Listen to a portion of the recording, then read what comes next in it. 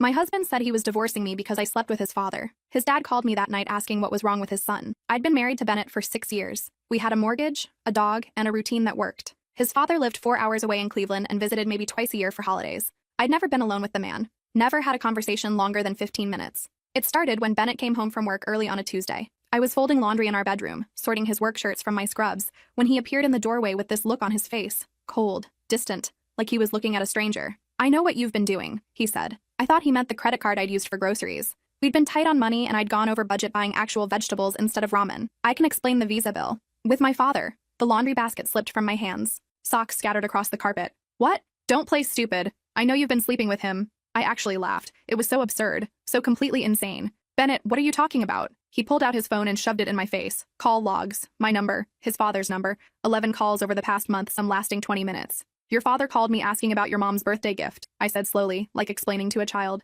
He wanted help picking something out. I sent him links to scarves she'd like. The blue one with the geometric pattern. Convenient excuse. "It's the truth. Call him and ask." I already did. Bennett's voice was flat. Dead. He didn't deny it. That stopped me cold. "What do you mean he didn't deny it?" Bennett's jaw tightened. A muscle twitched near his eye. He said he couldn't talk about it. That I needed to handle this myself. That's as good as a confession. He grabbed a duffel bag from the closet and started throwing clothes into it. Not folding, just grabbing handfuls and stuffing them in. "Where are you going?" "My lawyer says I should document everything. I'm staying at Phil's place until we figure out the house." "Bennett, I have never touched your father. This is completely insane." He wouldn't even look at me. Just kept packing. "I'll be back for the rest of my things this weekend. My lawyer will contact you about the divorce." "Your lawyer? You already have a lawyer?" He zipped the bag. "I've suspected for weeks. I needed to be prepared." Then he left. Just like that. 6 years. Gone. The front door closing sounded like a gunshot. I sat on our bed for an hour, staring at the scattered laundry, trying to understand what had just happened. Our dog Murphy kept bringing me his tennis ball, confused why nobody would play. Finally, I called my father-in-law. He answered on the first ring. "What the hell is wrong with my son? You tell me. He thinks we're having an affair."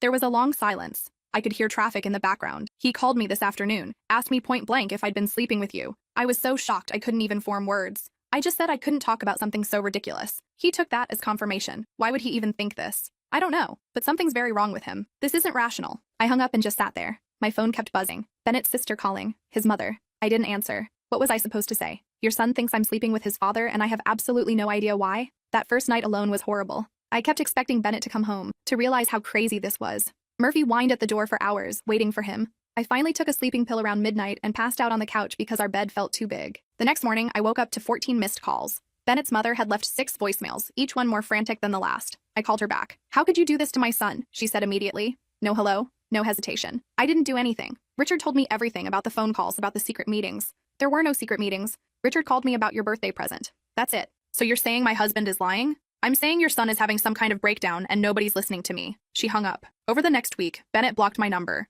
changed the locks on our house while I was at work. I came home to find my key didn't fit and had to call a locksmith. When he saw the situation, he said, "Ma'am, I can't help you without proof you live here. This is a domestic situation." I showed him my driver's license with this address. My name on the mortgage paperwork I kept in my car. He let me in, but the whole time he looked at me like I was the problem, like I was the crazy one breaking into someone else's house. Inside, half of Bennett's things were gone. His clothes, his laptop, the coffee maker he'd gotten for his birthday. He'd left a note on the kitchen counter. "Don't contact me. My lawyer will be in touch." That was it. 6 years of marriage reduced to one sentence. I called my own lawyer that afternoon. Helena had handled our house closing. She knew us as a couple. When I explained what was happening, there was a long pause. "He's accusing you of having an affair with his father?" she repeated. "Yes. And you didn't." "Of course I didn't. Helena, I've never even been alone with the man." "Okay. Well, he can file for divorce. But without proof of infidelity, it's just going to be a standard dissolution. Unless he's planning to fight you on property division or something." "I don't care about the property. I care that everyone thinks I did this horrible thing I didn't do." Unfortunately, what people think isn't a legal matter. All we can control is the divorce itself. Bennett's sister Melissa called me that night. I almost didn't answer, but some part of me hoped she'd be reasonable. She'd always liked me. We'd gone to concerts together, had lunch every few weeks.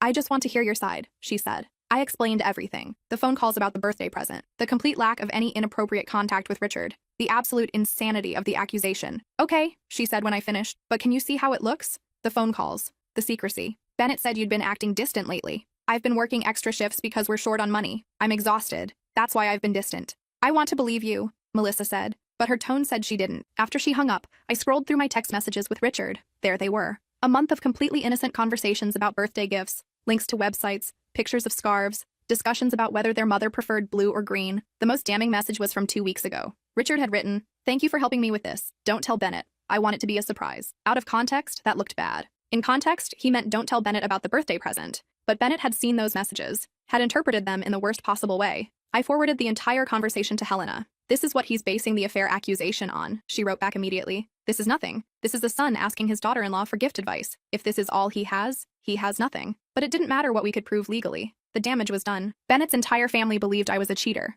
Believed I'd betrayed not just my husband, but betrayed him with his own father. It was so twisted and sick that part of me couldn't even be angry. I was just stunned. My own family was confused. My sister called after Bennett's mother apparently reached out to her on Facebook. Is this real? She asked. Did you actually? No. God, no. How could you even ask me that? I'm sorry. I had to ask. Bennett's mom sent me this long message about how their family is being destroyed, and how could I stand by and let my sister do this? Tell her to leave you alone. This has nothing to do with you. But it did have to do with her. It had to do with everyone. Bennett's mother was apparently on a campaign to make sure everyone knew what a horrible person I was. She'd posted something vague on Facebook about family betrayal and praying for her son. The comments were full of support for her, full of people saying how strong she was, how they were praying for the family. Nobody was praying for me. I went to work and tried to act normal. I was a nurse in the ICU. I couldn't fall apart during a shift, but my coworker Adriana noticed immediately. You look like hell, she said during a break. I told her everything. She listened without interrupting, her eyes getting wider. That's insane, she said when I finished. That's actually insane. I know. Have you considered that maybe Bennett is having some kind of mental health crisis?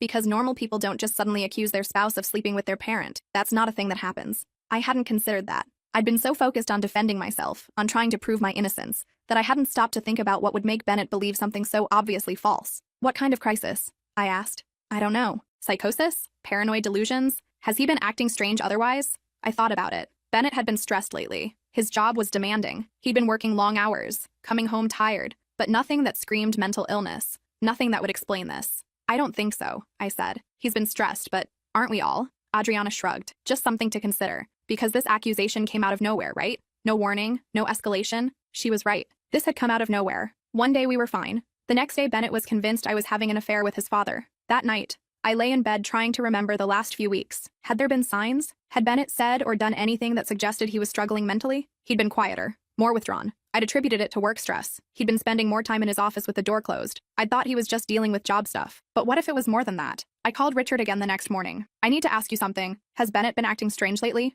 Before all this happened? Richard was quiet for a moment. He called me last month asking weird questions. What kind of questions? About my relationship with his mother. About whether we'd ever had problems with fidelity. It felt invasive, but I chalked it up to him maybe having marriage concerns and wanting advice. What did you tell him? I told him his mother and I had been faithful to each other for 35 years. That marriage takes work, but that trust is foundational. I thought I was being helpful. Richard's voice cracked. I had no idea he'd twist that into whatever the hell this is. When was this? Maybe 6 weeks ago? Early September. So Bennett had been suspicious for at least 6 weeks. Long enough to hire a lawyer. Long enough to plan his exit. This wasn't a snap decision. This was premeditated. Richard, I think something's wrong with him. Like, medically wrong. I've been thinking the same thing. This isn't the son I know. Bennett is level-headed. Rational. This is paranoid. Delusional. We decided to talk to Bennett's mother together. If we both approached her calmly, with concerns about Bennett's mental health rather than defensive denials about the affair, maybe she'd listen. We met at a coffee shop near her house. She showed up looking exhausted, her eyes red from crying. I don't know what you two expect from me, she said before we'd even sat down. We're worried about Bennett,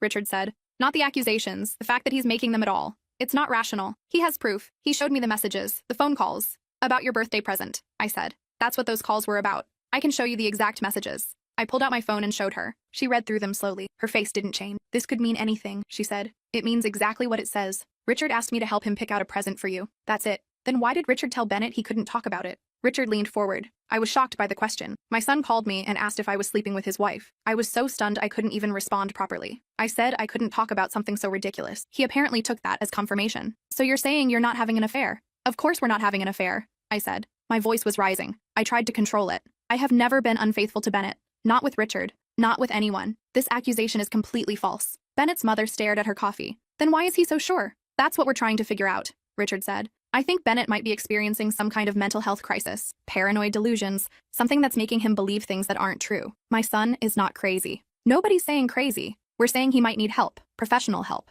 She stood up. I'm not going to sit here and let you two gaslight me into thinking my son is mentally ill just so you can cover up your affair. She left. Richard and I sat there in silence. Well, he said finally. That went exactly as badly as I expected. I started crying. I couldn't help it.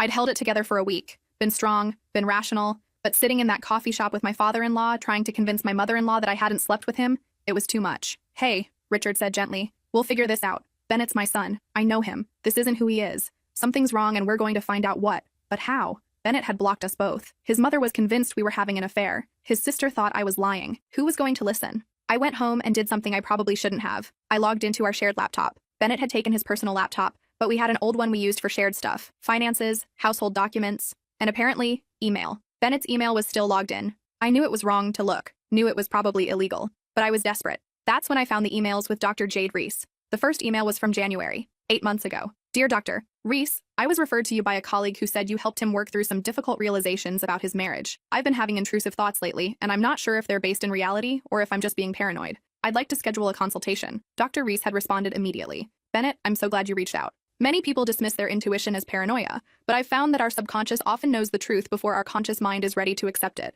Let's schedule a session and explore what your instincts are trying to tell you. I scrolled through months of emails, weekly sessions, Bennett describing vague feelings of unease, suspicions about me being distant, Dr. Reese validating every single concern. In March, Bennett wrote, I keep thinking about my wife and my father. They talk on the phone sometimes. Is that normal? It feels wrong, but I can't explain why. Dr. Reese responded, trust your gut. Your subconscious is picking up on something. In my experience, when family members have inappropriate levels of contact, there's usually a reason. Have you considered asking them directly about the nature of their relationship? It continued like that for months. Bennett sharing normal, innocent interactions between me and Richard. Dr. Reese turning each one into evidence of an affair. By June, Bennett wrote, I think I'm going crazy. I see them everywhere together even though I know they're not physically together. Like, I'll see my wife's car and think it's parked near my father's building even though it's not. I'm imagining things. Dr. Reese wrote back, you're not imagining things. You're accessing suppressed memories. Your conscious mind is protecting you from the truth, but we can work through this together. I'd like to try some guided meditation to help you access those buried experiences.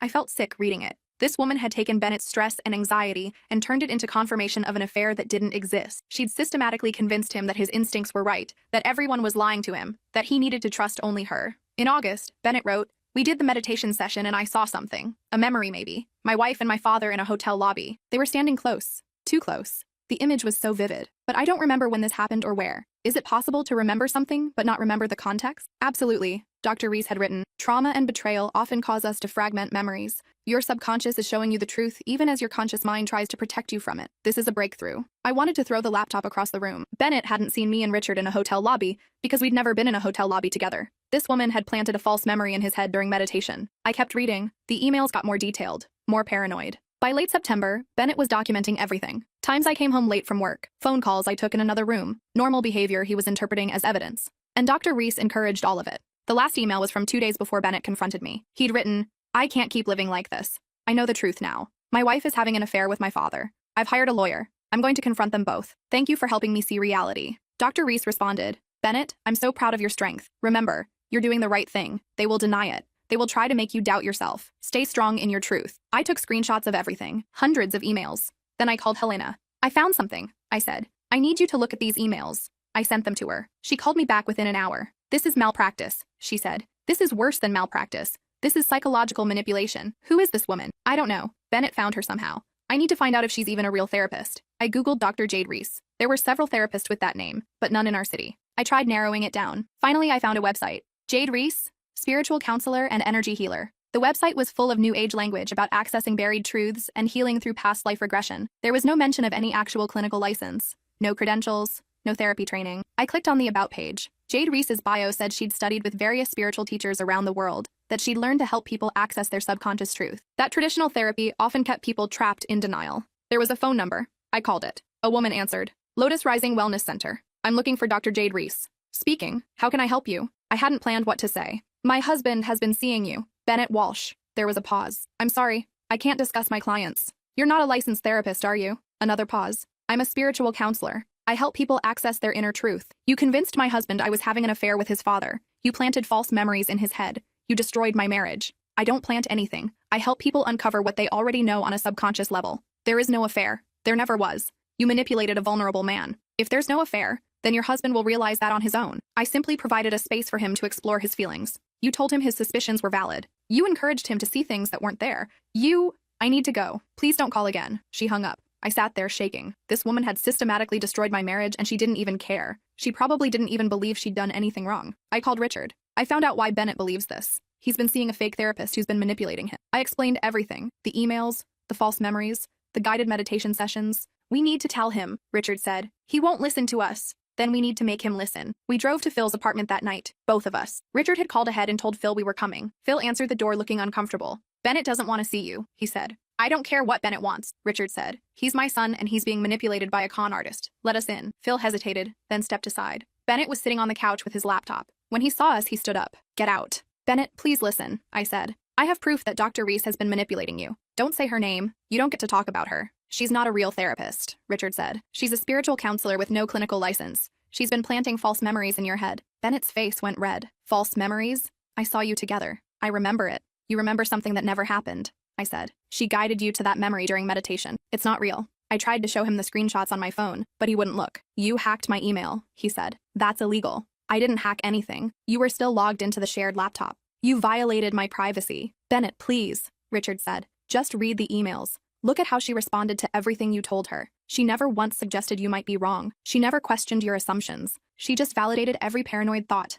They're not paranoid thoughts, Bennett said. His voice was shaking. I know what I saw. I know what I feel. You feel wrong, I said. I'm sorry, but you do. I have never been unfaithful to you. Not with your father, not with anyone. This woman has been lying to you. Bennett looked at both of us. For a second, I thought he might listen. I saw doubt flicker across his face. Then he shook his head. No, Dr. Reese warned me you'd try this. She said you'd try to make me doubt myself, that you'd gang up on me. This is exactly what she said would happen. Of course she said that, Richard said, because she knew we'd figure out what she was doing. Bennett, I'm begging you. Get a real psychiatric evaluation. Talk to an actual licensed therapist. If I'm wrong, if we're wrong, then you lose nothing. But if we're right, get out, Bennett said. Both of you. I don't want to see you again. We left. What else could we do? In the parking lot, Richard leaned against his car and started crying. I'd never seen him cry before. This composed, dignified man just broke down. He's so far gone, he said. I don't know how to reach him. We'll figure something out. But I didn't know if that was true. The next few weeks were a special kind of hell. Bennett filed for divorce officially. The papers cited irreconcilable differences, not adultery, which Helena said was smart on his lawyer's part. Harder to prove, cleaner to process. I had to find a new place to live. Bennett's name was on the mortgage too, and his lawyer argued I should move out since I had no children tying me to the location. I found a tiny apartment across town, packed up my life in boxes while Murphy whined and followed me from room to room. Bennett's family still believed the affair story. His mother posted more vague stuff on Facebook. His sister blocked me on social media. Extended family members I'd considered friends for 6 years stopped responding to my messages. My own family didn't know what to believe. My dad said, honey, marriages fall apart for all kinds of reasons. If you and Bennett need to separate, that's okay. You don't have to explain yourself to anyone. But I wanted to explain. I wanted everyone to know I hadn't done this terrible thing, that I was the victim here. Except victim wasn't the right word either. Bennett was a victim too. He'd been manipulated by a predatory fake therapist who'd convinced him his wife was unfaithful. I couldn't hate him. I wanted to. It would have been easier. But watching him spiral, knowing he genuinely believed these delusions, I just felt sad. Then something shifted. 2 months after Bennett moved out, Phil called me. I think something's really wrong with Bennett. Like medical wrong. What do you mean? He's getting worse. Way worse. He's barely sleeping. He keeps talking about connections and patterns. Yesterday, he told me he figured out that you and Richard have been planning this since before you even met. That it was all a setup. That doesn't even make sense. I know. None of it makes sense. And he looks terrible. He's lost weight. He's shaky. Yesterday, I found him sitting in the dark just staring at the wall. Have you tried talking to him about seeing a real doctor? Every day. He thinks doctors are part of the conspiracy now. But here's the thing. This morning, he called me from his car. He was lost. He'd driven to the grocery store and couldn't remember how to get back to my apartment. He was panicking. That scared me. Where is he now? Back here. But I don't think he should be driving. I don't think he should be alone. I know you two are getting divorced, but he's not well. He needs help. I called Richard. We agreed to try one more intervention. This time we brought backup Phil. Bennett's childhood best friend Austin, who'd flown in from Seattle when Phil called him. Even Melissa, who'd reluctantly agreed to come after Phil convinced her something was medically wrong. We showed up at Phil's apartment on a Saturday morning. Bennett answered the door and his appearance shocked me. He'd lost maybe 25 pounds. His eyes had dark circles under them. His hands trembled. What is this? He asked. We need to talk, Austin said. Man, you look like death. When's the last time you ate? I'm fine. You're not fine, Melissa said. Phil's right. Something's wrong with you. Bennett tried to close the door, but Austin blocked it. We're not leaving. We love you, but you need help. We sat him down, all of us, and we talked. At first, Bennett defended himself, defended Dr. Reese, insisted the affair was real. But as we kept pushing, kept asking questions, his certainty started to crack. Describe the memory, Austin said. The hotel lobby. What hotel was it? Bennett opened his mouth, closed it. I don't know. When did it happen? I don't know exactly. February, maybe? What was your wife wearing? Melissa asked. A red dress. I shook my head. I don't own a red dress. I've never owned a red dress. Bennett pulled out his phone, showed us the photo he'd showed me before. The woman in the hotel lobby. Melissa took one look at it. Bennett, that's not even her hair color. That woman's a brunette. Your wife is blonde. Bennett stared at the photo. But Dr. Reese said my subconscious altered the details to protect me. Or it's not your wife at all, Richard said quietly. Because it never happened. I watched Bennett's face as the reality started to sink in. The confusion, the fear. but I remember it so clearly. False memories feel real, Phil said. That's the whole problem. That woman convinced you something happened that didn't happen. Bennett put his head in his hands. I don't feel right. I haven't felt right in months. When did it start? I asked gently. I don't know. June, maybe? I started having these thoughts, these suspicions. They wouldn't stop. Dr. Reese said it was my subconscious trying to tell me the truth. Dr. Reese is a con artist, Austin said. We looked her up. She's got multiple complaints against her. She targets vulnerable people and convinces them their families are conspiring against them. Bennett looked up. Multiple complaints? 6 that we could find. All similar to what she did to you. But she's been so helpful. She's the only one who understood. She manipulated you, I said. I'm sorry, but she did. She took normal marriage stress and turned it into proof of an affair. Bennett stood up, paced. He looked like he might throw up. I accused you. I told everyone. Oh God, I told my mother you were sleeping with my dad. We can fix that, Richard said. But first, you need to see a real doctor. Today. Right now. We took him to the emergency room. All of us went. Sat in the waiting room while Bennett was evaluated. It took hours. Finally, a doctor came out. Are you the family? We all stood up. Bennett's agreed to be admitted for psychiatric observation. He's experiencing some concerning symptoms. Paranoid ideation. Possible psychosis. We need to run some tests and get him stabilized.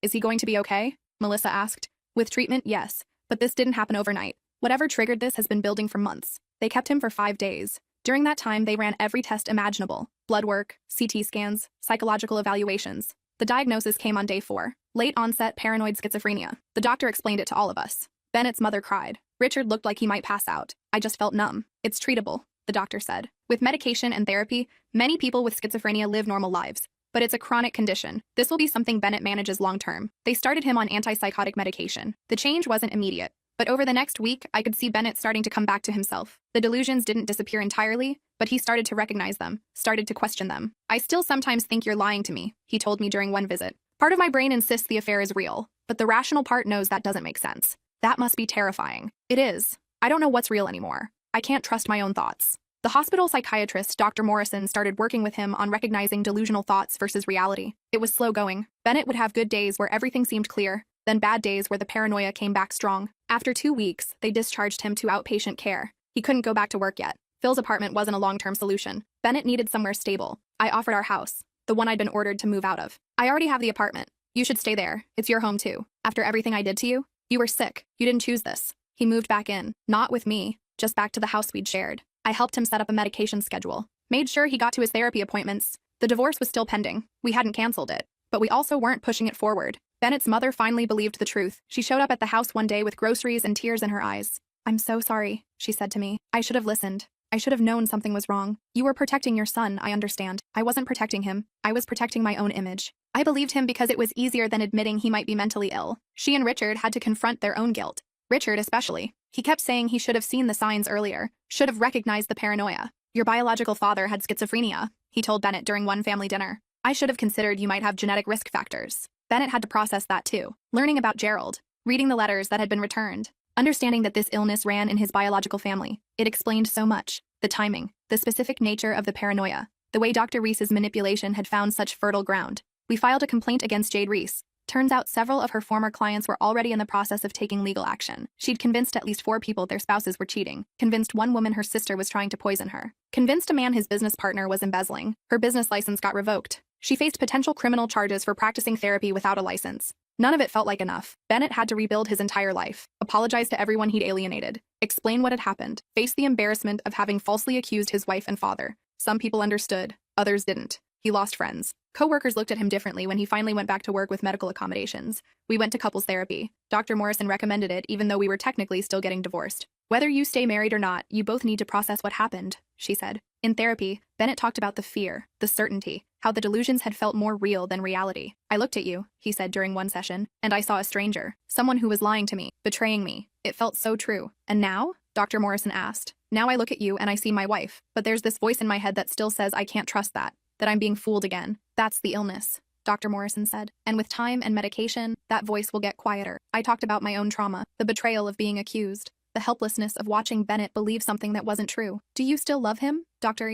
Morrison asked me. I looked at Bennett. At this man I'd married 6 years ago. This man who destroyed our marriage while experiencing a psychotic break. I don't know, I said honestly. I love who he was. I'm still getting to know who he is now. 6 months after the initial accusation, we withdrew the divorce filing. We weren't ready to recommit fully, but we weren't ready to end it either. We dated, which sounds ridiculous for a married couple, but that's what we did. Bennett lived in the house. I lived in my apartment. We went to dinner once a week, went to movies, took Murphy to the park. Slowly, carefully, we rebuilt trust. Bennett had setbacks. Times when the medication dosage needed adjusting. Times when the stress of daily life triggered paranoid thoughts. But he learned to manage it. Learned to call Dr. Morrison when the thoughts got too loud. Learned to tell me, "I'm having a hard day. I need you to reality check me." A year after the accusation, we renewed our vows. It wasn't the same ceremony. We'd already done that. This was different, smaller, more meaningful. "I promise to love you in sickness and in health," I said. "I promise to recognize when you need help. I promise to be your anchor when reality gets distorted." Bennett's vows made everyone cry. "I promise to keep taking my medication. I promise to trust you when my brain tells me lies. I promise to choose recovery every single day. I promise to be the husband you deserve." We moved back in together, slowly integrated our lives again. It wasn't perfect. We still had hard days. Days when Bennett was convinced his co-workers were plotting against him. Days when I was exhausted from being the stable one. But we also had good days, great days, normal days where we just existed together. Last week we ran into Jade Reese at the grocery store. She'd lost her business, was working as a cashier. The crystals and linen were gone, replaced by a company uniform. She recognized us. I saw panic flash across her face. Bennett walked right up to her register, put his items on the belt. "I'm doing well," he said calmly. "In case you were wondering, the real doctors helped me. Turns out I have schizophrenia, and you almost destroyed my life by manipulating my symptoms." "I was trying to help," she said quietly. "You were trying to make money, but I forgive you anyway. Because holding on to anger takes energy I'd rather spend on my actual recovery." We paid, left her standing there. In the parking lot, Bennett took my hand. "How do you feel?" I asked. "Good, lighter, like I finally closed that chapter." That evening, Bennett's father called. "How'd it go seeing her?" "Good," Bennett said. "Really good. It's over." After he hung up, I found Bennett looking at our wedding photos from the vow renewal. "What are you thinking?" I asked. "About how different my life is now, how it could have gone so wrong, but didn't. We fought for it. You fought for it. You could have left. Most people would have. You're worth fighting for." He pulled me close. Murphy barked from the other room, demanding attention. Bennett laughed and went to feed him. I watched him measure dog food, talking to Murphy in that ridiculous voice he uses. This was my life, not the one I'd imagined. Harder, more complicated, but more meaningful too. We'd survived the worst thing I could imagine, and we came out together. That had to count for something.